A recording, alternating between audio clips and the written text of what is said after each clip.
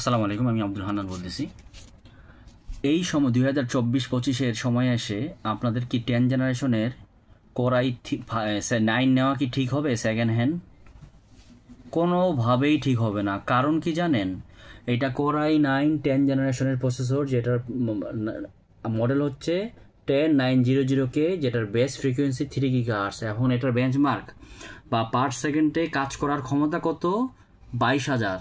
সেইখানে 14 জেনারেশনের বেসিক একটা কোরাই 5, সেটার পার সেকেন্ডে কাজ করার ক্ষমতা কত? 25,500। তাহলে কি আমাদের এটা বেটার হইল না? তাহলে আমাদের 14 জেনারেশনের i5 10 জেনারেশনের i9-এর চেয়ে অনেক বেশি। উপরন্তু সেকেন্ড হ্যান্ড, যে এটা 4 বছর আগের প্রসেসর, এটা একদম গত বছরের প্রসেসর। আপনি অফিসিয়াল কিনলে আপনি অফিসিয়াল 3 বছরের ওয়ারেন্টি পাচ্ছেন, এটাতে কোনো ওয়ারেন্টি পাচ্ছেন না। এরপরে একটা প্রসেসর i9 3-4 বছর চললেও জানে আর কিছু থাকে না, বিশেষ করে গেম খেললে বা ভিডিও এডিট করলে, তাহলে সেটা তো নেওয়া ঠিকই হবেই না। এরপরে যাই হোক, এখনকার জেনারেশনের একদম লেটেস্ট মডেলের কোর আলট্রা 9 285K, সেটার পারফরমেন্স পার সেকেন্ডে হচ্ছে প্রায় 67,000। মানে সেটা পার সেকেন্ডে 67,000 কাজ। বেঞ্চমার্ক বলতে পার সেকেন্ডে কাজ করার ক্ষমতা। যত বেশি বেঞ্চমার্ক তত বেশি কাজ করার ক্ষমতা। এটার বেঞ্চমার্ক কত?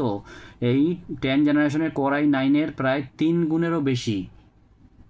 আর আমরা যদি বাজেট কম থাকে তাহলে আমরা 14 জেনারেশনের বা কোর আলট্রা সিরিজের, যেটা এই 1 মাসের মধ্যে এসেছে, এই আমাদের হচ্ছে নভেম্বরের দিকে 2024-এ, সেটার কোর i7-এর বেঞ্চমার্ক প্রায় 60,000। তো আমাদের এটা অনেক বেটার। তাও যদি বাজেট না হয় তাহলে আমরা কোর i5 নিব। Core i5 Intel core ultra core i5 245K model, যেটার বেঞ্চমার্ক হতো পার সেকেন্ডে 43,000। মানে 10 জেনারেশনের কোর i9-এর চেয়ে ডাবল। তো আমরা ভুল করেও এখন আর পিছনের জেনারেশনের প্রসেসর নেওয়া যাবে না, একমাত্র বিশেষ উদ্দেশ্য ছাড়া।